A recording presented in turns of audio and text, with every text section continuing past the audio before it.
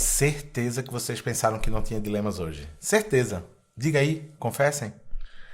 Cara, 45 do segundo tempo, quinta-feira, 8h30 da noite. 8h40. São 8h40 da noite, horário do Brasil, da quinta-feira, dia 30 de abril, véspera de um feriado inexistente, porque amanhã seria dia do trabalhador, mas lugar de trabalhador é em casa, porque estamos no meio de uma pandemia, então o feriado é uma falácia, né? Então não tem véspera de nada, véspera é uma falácia, só que a gente não conseguiu gravar antes. O que é que a gente tá fazendo agora, 8h40 da noite? Fala, Luanda. Gravando.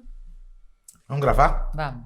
Caboge, solta aí a vinheta pra nós, por favor. Dilema vem do latim. São duas premissas, pontos de vista contrários. E aí, ao ceder ou negar uma delas, se chega a um novo lugar, Um problema que é um confronto entre duas soluções. No dicionário hipster, treta. Situações embaraçosas. Dilema É um problema a ser resolvido, ou não. a ser entendido. Putz, discordo. É? Então temos um dilema. Bem-vindas e bem-vindos. Esse é o Dilemas, Dilemas. podcast com Lua Barros. E Pedro Fonseca. Dilema de uma Valentina. Valentina? Foi. Sério? Não fique surpresa. Não faça essa cara de surpresa. É porque Enzo não tem problema, né? Não tem. Enzo, durante a quarentena, não tem problema nenhum. Os Enzos mesmo. estão ótimos. Estão ótimos. Estão produzindo. Então, Como é que chama esse negócio que fala lá na Vila Madalena? Performance. Estão performando. estão performando. Estão performando. Ao mesmo tempo, tem alguns que estão descobrindo que têm filhos, né? É. É um outro Não fenômeno. lembravam, né? Não, tinha esquecido. Olha, verdade. Enzo, se isso pra vocês é um dilema, tipo assim, acordei e lembrei que eu tinha um filho, que eu só dava carona pra ele pra ir pra escola. Manda pra gente, é um dilema bom. Mas ó, o dilema de uma Valentina, e ele é curiosíssimo. Vamos nessa, Vamos, posso ler? por favor. É engraçado que esse dilema especificamente, que eu já li o e-mail, eu já tô com vontade de começar com a suposta pergunta do ouvinte, mas não pode. Então vou ler primeiro. Lu e Peu. Estou aqui terminando o Dilemas 35 nesse exato momento. E depois de escutar vocês, eu só consigo ouvir um grito lá dentro de mim tão forte que eu quero tapar os ouvidos literalmente. Eu sinto uma inveja grande de vocês. Gigante. Eu sinto inveja dessa história tão bela, por ser verdadeira em todas as suas dores e bonitezas, dessa parceria construída ao longo dos anos e das dificuldades, dos precipícios vencidos, dos filhos celebrados. Longe de idealizar a perfeição, mas é justamente essa imperfeição de vocês que me encanta. Uma vez eu li um pequeno texto do grande Alexandre Coimbra Amaral, Alexandre o Grande, no qual me senti muito impactada, porque pela primeira vez na vida eu vi alguém acolher a inveja de um lugar que não vinha do julgamento, mas do olhar que abraça e entende ausências que habitam no outro.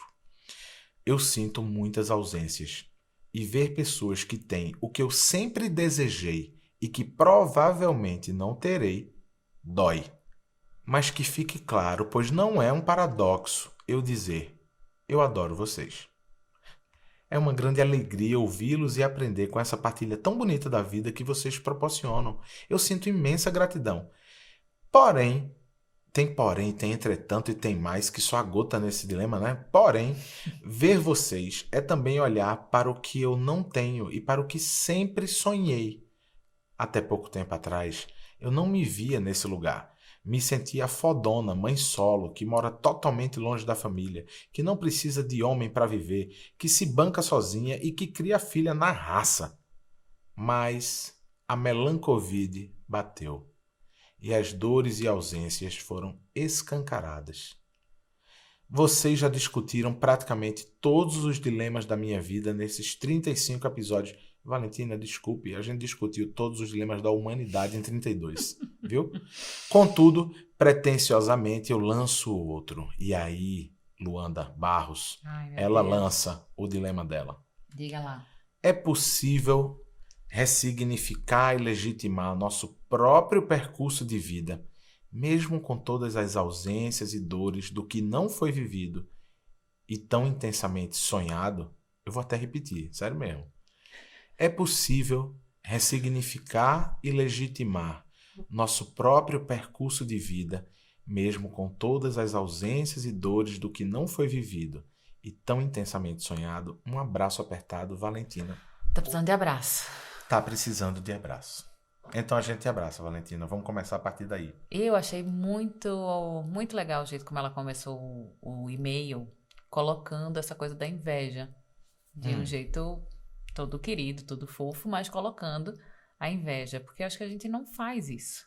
Mas você acha que as pessoas têm uma questão de falar sobre isso que a Valentina chamou de inveja? As pessoas, elas não assumem as suas invejas. Né? O que qual é a diferença entre inveja e admiração? Acho que a inveja, ela é mais densa, mais intensa do que a admiração. Acho que a admiração é quando você consegue transpor aquele lugar de desejar aquilo que o outro tem, que o outro faz, que o outro é, para vibrar com o que o outro tem, com o que o outro faz, pelo que o outro é. Mas a inveja nasce de onde, então? Da ausência, como ela, acho que ela trouxe isso muito claro. Acho que ela é isso, assim, eu não tenho isso, eu gostaria de ter isso, eu gostaria de ser isso, eu gostaria de fazer isso. Eu acho que isso é inveja. Mas isso é independente de outros seres humanos. Ou seja, ela sente ausências dela. Ela sente ausências dela Aí e quando ela vê essas ausências refletidas ou exercidas vividas. pelo outro, ela materializa. Certo. Mas o que ela sente quando ela vê isso antes da inveja, quando ela diz assim, caramba, essas aqui são as minhas ausências. E essas pessoas, elas preenchem essas ausências nas vidas dela. Será que a inveja não nasce da admiração? Não, eu acho que a inveja nasce do desejo e da constatação que você não tem aquilo que você gostaria de querer. Eu acho que a inveja nasce das ausências mesmo, assim, da vontade de ter aquilo que você não tem. E pode ser muito pequeno e pode ser gigante. Acho que o que ela trouxe é uma ausência grande. Caramba, eu pensava que você ia dizer, o que ela trouxe é uma ausência muito pequena. Porque quando ela diz assim, é um paradoxo, mas eu adoro vocês, não vejo isso como. É aí que eu queria entender qual era a diferença. Porque quando ela diz eu adoro vocês, como é que você adora o que você inveja? Mas ela pode invejar brevemente.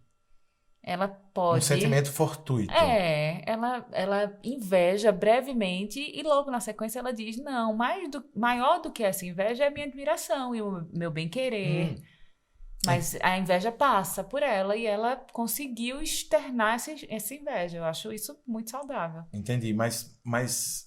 Então a admiração em algum momento surge quando você transpõe isso.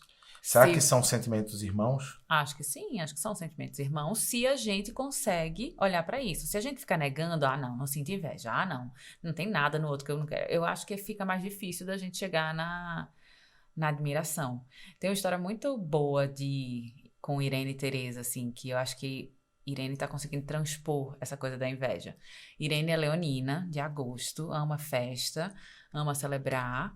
E a irmã mais nova é de janeiro, o que para criança é muito difícil de entender. Como é que a irmã mais nova faz aniversário antes, né? E aí começa o ano com Irene super mal-humorada, uma super dificuldade de lidar com aqueles preparativos para a festa de Teresa. Muito, muito difícil para ela. E aí eu lembro de uma conversa que a gente teve quando acho que ela tinha uns 5 anos, uns 2 anos atrás, que ela assim, criando caos, muito, muito difícil, né, com a aproximação do aniversário de Teresa. E aí eu disse a ela, filha, eu acho que isso que você tá sentindo é inveja. E ela disse assim, o que é inveja, mãe? E eu disse, inveja é você querer o que o outro tem, você desejar algo que o outro tem, que você olha e você não tem. E ela disse assim, é exatamente isso. Eu queria que fosse o meu aniversário, eu não queria que fosse o aniversário de Teresa. E eu disse, entendi, e tá tudo bem sentir isso. E logo mais é o seu aniversário e você pode falar sobre isso com sua irmã. E aí foi muito legal, porque Teresa entende esse sentimento da irmã e, por exemplo, na hora de abrir presente, Teresa faz questão da irmã perto. Né? Então, Sim. acho que um ajudou a outra a transpor isso. Então, Irene sente isso. E logo na sequência ela se desmancha, ela se desfaz desse sentimento, porque a irmã é generosa nessa partilha dos presentes, e aí eu acho que isso, enfim, cria uma dinâmica com elas em relação a isso do presente e do aniversário, que é muito legal. Sim. E aí eu lembro de recentemente, no aniversário de Teresa desse ano, Irene super, né, entendendo esse sentimento, virar pra avó que tava aqui na época do aniversário e disse assim, sabe o que que é, vó? É que eu sinto inveja do aniversário de Tereza. E minha mãe diz assim, não, mas você não pode sentir isso, filha. Não precisa, Nenoca. E ela... Tipo, pode ou não pode? Eu disse, não, mãe, tá tudo bem, a gente sente inveja sim, né, filha? E isso passa. Então, as pessoas, de uma maneira geral, negam esse sentimento. Você não pode sentir inveja do outro. Você não pode sentir raiva do outro. Não, você não tá com raiva, você tá chateado. Não, eu tô com raiva, eu sinto inveja, eu tô com ódio, eu tô frustrada. Tudo isso que leva a gente a externar coisas que não são socialmente boas, Bem vistas. bem vistas, a gente precisa abafar. Bom, vamos lá. Primeiro, dilemas. Como vocês percebem, toda vez que a gente tem um dilema muito cascudo, o que é que a gente faz? A gente chama as crianças para a roda para que elas ensinem a gente como proceder. Eu sugiro que aqueles que têm crianças por perto, mães, pais, cuidadores, avós, principalmente avós, avós, né, que já entram numa fase antagônica da vida, né? Não a fase de chegada das descobertas, mas da fase de tantas descobertas e a vontade de externar e de dividir com os netos. É muito bom ouvir as crianças para a gente aprender. Essa história eu acho maravilhosa da inveja. Eu queria falar com a Valentina uma coisa que é... Valentina, eu queria te confessar que a gente não é um casal invejável. Eu queria dizer que você está sendo... Trago verdades. Eu vou ser bem honesto contigo agora, Valentina. Eu acho que você, provavelmente, dentro das suas ausências, e é nesse lugar que eu queria depois parar para a gente falar sobre isso, mas acho que dentre as suas ausências, talvez você tenha encontrado na gente, imageticamente, textual ou literariamente, ou na narrativa, ou em como a gente expressa a nossa história, o nosso amor. Talvez você tenha encontrado um ponto de sedução e que você tenha dito, caramba, como você escreveu no e-mail, né? Diz assim, pensar que tem gente que tem pessoas que têm tudo que eu gostaria de ter e provavelmente não terei, e isso me dói. Valentina, deixa eu te falar uma coisa. A gente pode, por uns tempos, trocar algumas coisas. Tipo, boletos, as aranhas aqui da casa na roça, a capinagem que a gente tem que fazer toda semana, a grama que tem que aparar, uma goteira que tá no banheiro, que tá chovendo muito em Brasília. A gente pode trocar Os mal-humores das nossas crianças. São 4 mal-humores, fora os nossos próprios. Então são 6 mal-humores convivendo juntos. Eu acho, Valentina, que você tá, sabe o quê? Superestimando a gente. E aí, acho que vem um conceito bom. Eu fiquei muito curioso sobre essa coisa da admiração e da inveja, porque eu acredito particularmente que qualquer inveja nasce de uma determinada admiração.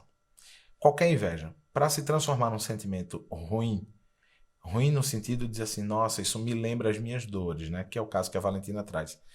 Tem algum momento que parte da admiração, e eu fiquei muito curioso para saber quais das admirações que ela falou lá, porque ela disse assim, a história de vocês, que não está ali somente como história ou de Instagram, ou de Pinterest, ou de YouTuber. Rapaz, não tem mais história de amor de YouTuber, não. Você viu que o Whindersson e Luísa Sonza separaram? Sempre soube que iam separar. Então, não existe amor nem em SP, nem no YouTube. Então, Valentina, na verdade deve ter havido uma faísca de encantamento que te fez olhar, né? Disso que você falou, porque a relação que vocês tratam das dores e das coisas boas de uma maneira muito leve, muito... Eu queria saber qual foi esse ponto de admiração, porque a gente chega nele rapidinho para entender por que partiu para isso que você chamou de inveja. Porque no fundo, Valentina, essa sua manifestação, linda inclusive, linda, de dizer, eu sinto inveja gigante de vocês. É linda essa manifestação. Ela fez a gente já rir e ficar emocionado. A primeira eu dei uma gargalhada quando eu li, depois eu fui me emocionando com o texto. Porque eu vi que no fundo não é sobre nós. Não é sobre uma vida extremamente comum que Lua, eu e as crianças a gente leva. Cara, a gente é muito comum. A gente é tão comum que dá raiva. A gente não tem nenhuma bebida que a gente coloque que tem que ter frescura. Tipo assim, sabe aquelas pessoas que a gente fica admirando de longe, que a bebida tem um açúcar em volta da borda, que tem que pingar 6 gotas de limão. Nós não somos essa pessoa. Eu bebo água e Lua bebe vinho tinto ou então uma cerveja no gargalo. Como se tivesse na praia. A gente não tem, não, nada admirável assim, não. Eu tô quase propondo um negócio, mas não vou propor ainda não, porque ainda tem muita coisa para acontecer aqui. Mas eu acho que tem a ver com isso que você falou das suas dores. E aí, finalmente, eu queria chegar nesse assunto, amor. Vamos.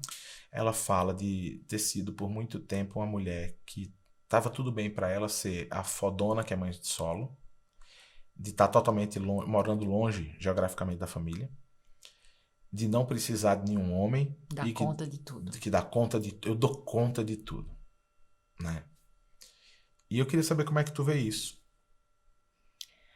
Ai, eu acabei de encerrar a Barca nessa semana, que é a minha mentoria de inteligência emocional para mulheres. E é muito maluco essa narrativa que a gente faz para as nossas próprias vidas, de que a gente tem que dar conta de tudo, né? Então a gente tem que ser forte, a gente tem que vencer as adversidades, né? A gente não pode desejar essa vida, talvez isso, essa vida comum que ela olhe e ela reconheça na gente, né? Porque já que não foi isso que aconteceu, bola pra frente, toca o barco.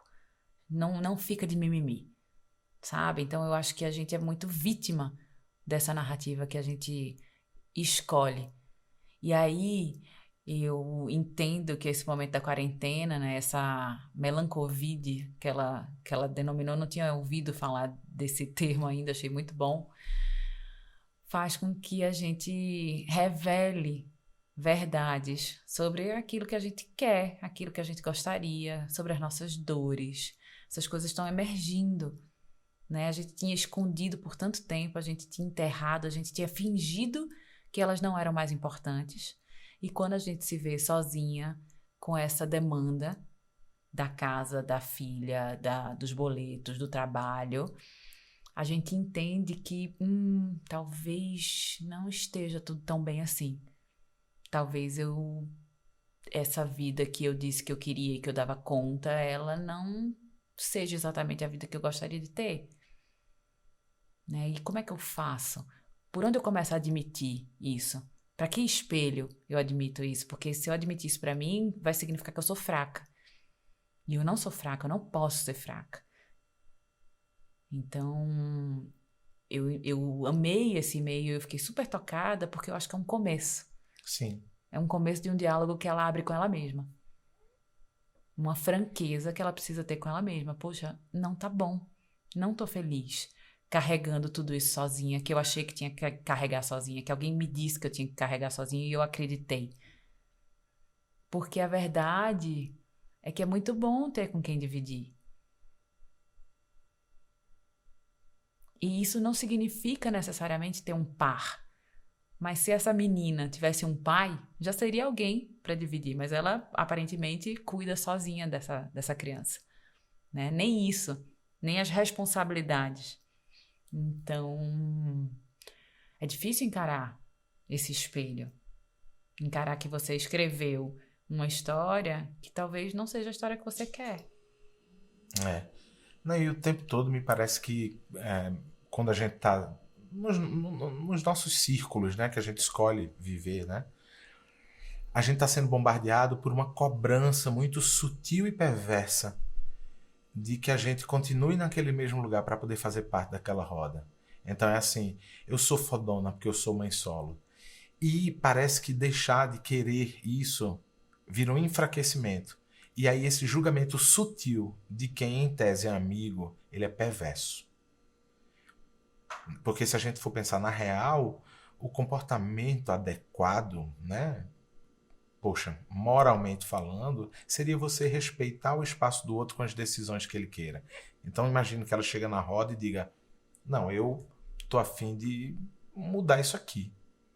Eu quero voltar a me apaixonar por um cara ou por uma outra mina e ter uma família, morar debaixo do mesmo teto e ter mais filhos. mas existe provavelmente no entorno uma coisa que é essa cobrança sutil, silenciosa, perversa de dizer assim, não, cara, mas você não pode fazer isso, né? A mesma coisa em relação a coisa do morar longe da família, que parece uma coisa assim, de não ter a família por perto para mostrar que é livre, que não depende, que não sei o que lá. Mas, cara, e se não for sobre depender de alguém? E for sobre contar com alguém? Sabe o que eu lembrei quando o João nasceu? O João nasceu em São Paulo e a gente enfrentou uma pedreira, né? Primeiro filho é para os fortes. E nesse processo, a gente decidiu que a gente voltaria para Recife. E eu entendi que eu queria estar perto. A gente voltou para Recife, a gente não tinha casa, né? E a gente ficou na casa da minha avó 3 meses até a gente achar o apartamento, que a gente ficou 1 ano em Recife. E foi importante demais essa volta. Porque era isso, assim, era um momento de recolher. E eu entendi, muito tempo depois, que se eu tivesse insistido para ficar em São Paulo, claro que teria dado tudo certo. Mas eu não sei a que preço emocional pra gente, pra João, sabe? Naquele momento da chegada dele, recolher, voltar pra origem, receber esse colo, ver João recebendo esse colo, foi muito importante e foi fortalecedor para o que a vida, para como a vida se desdobrou depois, assim, eu me sentia muito mais preparada depois daquela parada que a gente fez, né, estratégica em Recife de 1 ano. Engraçado que você falou assim, eu não sei como seria. Então, pegando esse seu gancho, sabe o que eu queria fazer aqui? Eu queria chamar a vinheta da suposta pergunta do ouvinte. Vai, Caboge! Quem sabe, talvez, suposta pergunta, se fosse uma vez, suposta pergunta do ouvinte. A suposta pergunta do ouvinte é o seguinte, e ela vem inspirada nisso que você falou, foi assim, aí a gente teve João em São Paulo, voltou para o Recife, mas a gente podia ter ficado em São Paulo, e se tivesse ficado em São Paulo, os problemas seriam outros, né? Fica tudo num campo imaginativo. Eu acho que a inveja dessa Valentina ocupa, no nosso caso, quando ela olha pra gente, um campo imaginativo. Isso pra mim tá posto. Mas eu quero muito falar dessas dores dela. Calma que a suposta pergunta do ouvinte tá vindo. Ela fala assim, ó. Eu sempre me coloquei nesse lugar de mãe fodona solo, longe da família, que nunca precisou de um homem. Aí eu olho pra isso e eu vejo as minhas ausências e lacunas e enxergo coisas que eu não tive até aqui e que provavelmente não terei, e isso me dói. Ou seja, eu acho que, de novo, ela ocupa um campo imaginativo. Como se ela mudasse isso, isto fosse trazer felicidade para ela. Isso fosse trazer a presença de outra pessoa. Eu não entendo quando ela fala, eu nunca terei. Como é que ela sabe? Será que tem mais coisa nesse dilema que ela não... Mas também aí eu lançaria a pergunta, como é que ela sabe que era essa suposta pergunta do ouvinte? Tá. Como é que ela pode, por que ela deveria, como é que ela pode não, por que ela deveria nutrir esse sentimento de que há essas lacunas e que tudo seria diferente? E se de repente ela preencher todas essas lacunas e for completamente infeliz ao lado de uma outra pessoa, ou perto da família, ou sem ser mais uma mãe solo fodona? Então, será que a Valentina não tá precisando olhar com mais generosidade para a vida que ela tem? Gosto. Fala um tiquinho mais.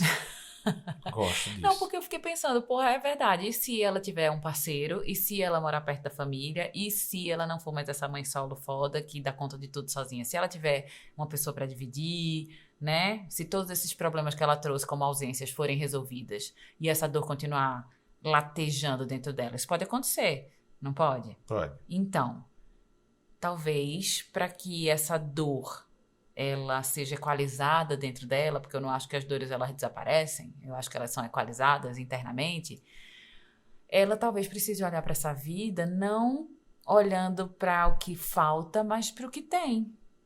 E a partir desse olhar do que tem, se orgulhar mais. E não se orgulhar e ir para a dureza. Né? Porque quando ela diz assim, não, eu sou fodona, tem uma dureza muito grande. Você pode dizer assim, cara, deu tudo errado, daquilo que eu imaginei. Mas tá tudo bem, porque o que eu tenho? Eu tenho uma filha incrível, eu tenho um emprego que talvez não seja o emprego mais legal do mundo, mas ele paga as minhas contas, eu emocionalmente eu tô aqui pra essa criança, eu tô aqui pra mim, eu conquistei coisas. Então o que tem? E não o que falta.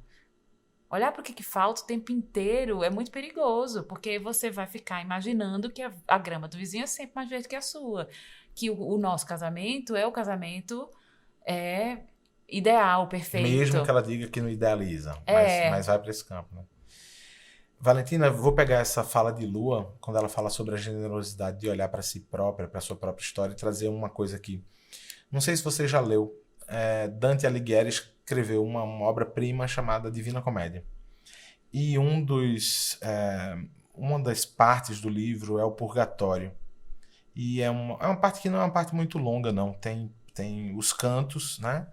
Eu acho que no máximo deve ter 200 cantos ali. E num determinado momento ele apresenta no Purgatório os invejosos. E ele conta, através daqueles cantos e daquela narrativa, quem são os invejosos. Se você não leu, ou para os dilemas que não leram, eu vou contar quem são os invejosos para Dante Alighieri. Os invejosos são os personagens que no Purgatório têm os olhos costurados. E por que eles têm os olhos costurados? Como uma punição por eles não terem conseguido em vida enxergar o que era verdadeiramente belo. E aí, como castigo pós-purgatório, eles têm os olhos costurados para que a partir dali eles já também não enxerguem mais após a morte, né? Que maravilhoso isso. Dante Alighieri, né? Não estamos falando de... bom, enfim. Dante Alighieri. Então... não é Enzo Alighieri, né? Não é Enzo Alighieri, é Dante Alighieri. Então, aliás, as Divinas Comédias todas são maravilhosas, tanto a de Dante Alighieri quanto a de Belchior. É uma obra-prima. Então, se você não leu, escute. Se você não escutou, leia. Sabe, Valentina, assim, passado o primeiro impacto de você dizer que sente inveja da nossa vida tão simples, comum e ordinária, e que ao mesmo tempo desperta na gente uma cócega, né? De dizer assim, caramba, que é um jeito de declarar um amor, né? Porque o seu sinto inveja de vocês vem, como você mesma disse, abraçada com o paradoxo de no seguinte parágrafo você dizer assim, mas olha, eu adoro vocês. O que me faz desconfiar que talvez a primeira coisa que a gente possa te propor é mudar a nomenclatura. Eu, particularmente, te proporia isso. Diria que não é exatamente uma inveja da vida que a gente leva, mas talvez seja hoje, diante das suas dores, uma admiração pela vida que a gente leva e um pensamento que e se eu tivesse uma vida assim? Né? Esse é o primeiro ponto. Mas o segundo ponto, que eu acho que ele é o mais forte, e por isso eu quis contar essa história do purgatório na Divina Comédia, é que eu sinto, Valentina, que você pode não, como Lua falou, da generosidade de se olhar, sabe? Você pode não estar dando devida importância ao que é belo ao seu redor, ao que é belo na sua vida, ao que você construiu até aqui, e sem precisar olhar com dureza, sabe, Valentina? Não precisa olhar com dureza, não. A generosidade, ela pode vir de outro jeito. A gente vive, Valentina, num país da delicadeza perdida. Tenta achar ela em você mesmo, na sua vida, na sua casa, no seu quintal e no seu quinhão. Talvez você ache. E óbvio que tá mais difícil de olhar com essa generosidade, de se colocar nesse lugar da delicadeza, porque a gente tá vivendo um momento muito, muito, muito difícil, que eu tenho falado muito, né, que assim, não dá para procurar o equilíbrio na quarentena. Eu acho que essa busca, ela é equivocada. A gente tem que, na verdade, abraçar as oscilações, porque elas vão vir. Elas vão ser uma presença constante nesse período onde a gente está dentro de casa, onde tem gente morrendo, onde tem um presidente... Não tem mais adjetivo para descrever aquela criatura, né? A gente pode começar por inepto. Inepto, acho bom. Mas a gente pode ir bem longe aqui nos adjetivos, se a gente quiser. Mas não vem ao caso. Tá bom. Mas é porque isso colabora para essa oscilação, né? Essa pessoa, ela tem o poder de tirar a gente de um eixo de equilíbrio, de delicadeza, de leveza, com a sua maldade. Porque eu só penso que é maldade mesmo, é ruim, uma pessoa ruim. A gente está diante de uma pessoa ruim governando esse país. Então, é natural que tudo isso aflore. É natural que as ausências, elas se amplifiquem nesse momento. Mas é só um momento. E essas ausências, na hora que passar esse momento, elas vão voltar à sua forma e ao seu devido lugar. Sim, verdade. Acho muita generosidade você dizer que é uma pessoa ruim, porque pra mim é um rato. Valentina, vamos olhar com mais generosidade, vamos? Vamos, Valentina? A gente ajuda, manda mais e-mail pra gente. Manda uma foto dessa Valentininha. Manda uma foto de vocês. Sério mesmo. Eu tenho certeza que do lado de cá a gente vai conseguir ver um monte de beleza. Certeza. Assim como você vê beleza lá de cá, a única diferença talvez seja que a gente não viu as suas belezas e aí a gente não pôde responder dizendo assim, pô, Valentina, mas a gente também inveja isso aqui, ó, isso aqui, isso aqui. Certeza. Vai, manda umas fotos aí por e-mail, vamos trocar mais e-mail, Valentina. A gente gostou muito desse teu dilema e a gente não queria que você saísse nem sentindo inveja, nem também pensando que essas dores, elas são dores que paralisam, sabe? Hora de seguir em frente, sabe, Valentina? Momento da gente se reinventar, né? E se tá doendo, deixa doer. Talvez a quarentena tinha te levado para um lugar que você não tinha se permitido estar, que é olhar para tudo isso e dizer assim, caraca, bicho, será que eu tomei as decisões certas mesmo? Sim. Mas isso é uma ilusão, porque não existe decisão certa. A gente não escreve nada em pedra na vida da gente. A gente pode refazer o tempo inteiro, a gente pode desfazer o tempo inteiro, a gente pode, né, tomar novas decisões o tempo inteiro. Então, essa vida como ela está posta hoje, ela não necessariamente será a vida para sempre. Sim. Coisas podem acontecer, pessoas podem chegar, amores podem surgir. Sim. Valentininha, filha, pode ganhar irmãos no futuro. Nossa, tanta coisa que pode acontecer, gente. Pode mesmo. A gente pode ter um presidente novo daqui a 6 meses. Tomara. Oh, que beleza. Quer dizer, se bem que for um vice. Não, mas melhor o vice, melhor qualquer coisa. Valentina, muito obrigado pelo seu dilema. Para as pessoas que estão chegando agora para mandar dilema para cá, para a gente conversar aqui junto, é super simples. Basta você mandar um e-mail para a gente. Você pode mandar para a Lua, no luabarros@redeamparo.com.br. Pode mandar também para oi@pedrinhofonseca.com.br. O dia do Dilemas, qual é, Dilemas? Gritem daí. Vamos lá, quero ouvir a voz de vocês. Quintas-feiras, vocês gritaram, a gente ouviu. Eu queria encerrar esse programa feito Xuxa, encerrava os programas dela, mandando beijo. Eu queria mandar um beijo para um casal muito lindo, muito especial, muito admirado por nós, que a gente sente um amor à distância. Giovana e Greg, a gente espera vocês 3 aqui, quando vocês quiserem vir. O convite foi feito. Aceitem, porque vale a pena. A gente pode se encontrar no Patacho também. Vocês escolhem. Não, mas ó, isso que Lua falou não anula o convite para vocês virem aqui para a roça com a gente, não. A horta tá começando, daqui a pouco tem coentro, alface, tomate. Venham-se embora para cá também. Fiquei muito feliz com a mensagem ontem à noite, viu? Queria dizer isso porque fiquei emocionado, de verdade. Um beijo enorme, gente. Até próxima quinta-feira com Mandem dilemas. Mandem dilemas. Enzos, acordem. Estão pensando o quê? Acordem, mandem seus dilemas. Vamos? Vamos. Vamos, que são 9h24 da noite da quinta-feira, dia 30 de abril. E esse dilema número 36 tem que entrar no ar quando? Hoje. Caboge, solta a vinheta. Dilemas. Mostre os seus que a gente mostra os nossos.